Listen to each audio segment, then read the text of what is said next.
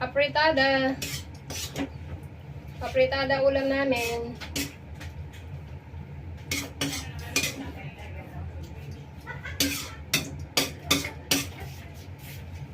Ito ba na? Luto na yung kanin? Di pa. Tapos na yun. May pasabi na lang. Sige, mag-isa na ako ng ano.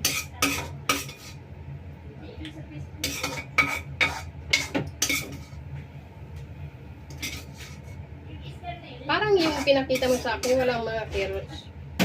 Plain ano lang. Meron po lang. Oo, wala.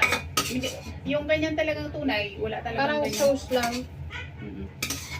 Ganun ang masarap. Eh, kunti lang yung karne natin eh. Eh, pag nagluto ka, Apritada, pork apritada. 3 kilo ang